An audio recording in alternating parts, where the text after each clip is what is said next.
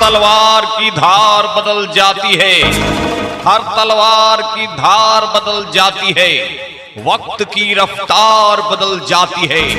जब जाग कर करवटें लेती है जनता, जब जाग कर करवटें लेती है जनता, तो क्षेत्र की इतिहास बदल जाती है, इतिहास बदल जाती है।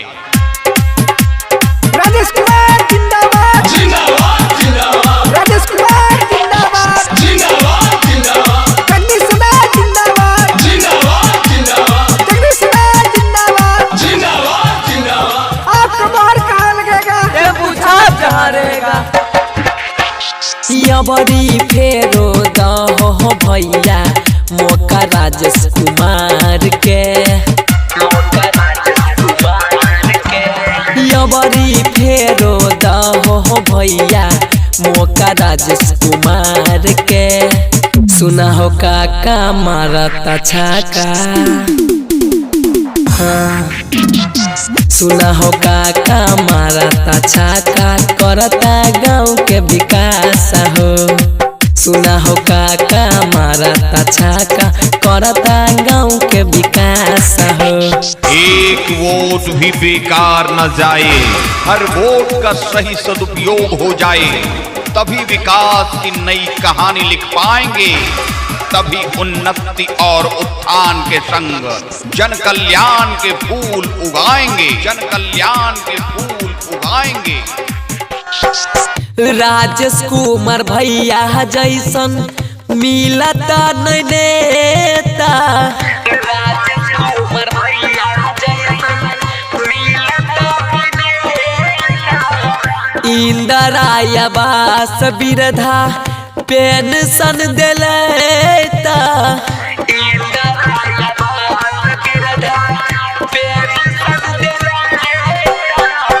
इंदिरा आवास वृद्धा पेंशन दिलता।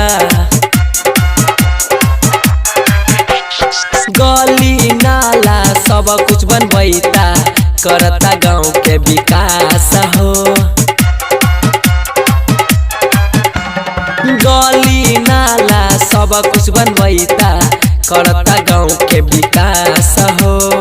सुना हो काका लगाई देता छाका, हाँ सुना हो काका लगाई देता छाका, करता गाँव के विकास हो। सुना हो काका लगाई देता छाका, करता गाँव के विकास हो। राजेश कुमार जिंदाबाद जिंदाबाद जिंदाबाद, राजेश कुमार जिंदाबाद जिंदाबाद जिंदाबाद, जगदीश कुमार जिंदाबाद जिंदाबाद जिंदाबाद, जगदीश कुमार जिंदाबाद जिंदाबाद जिंदाबाद। आपका मोहर कहाँ लगेगा, ये पूछा जहाँ रहेगा। 4 नंबर पे छैन कर टेम्पू छप निशानी, 4 नंबर पे छैन कर टेम्पू छप निशानी। जगदीश सदा के सब कोई वोट दी हतानी, जगदीश सदा के सब कोई वोट दी हतानी।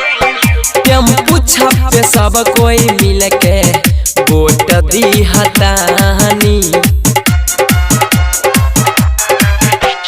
सुना हो चाचा सुना है चाची, करी हा सपोर्ट है,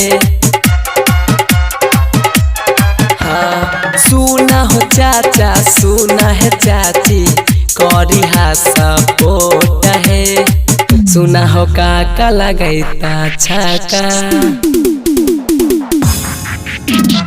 सुना हो काका मारता छाका, करता गाँव के विकास हो।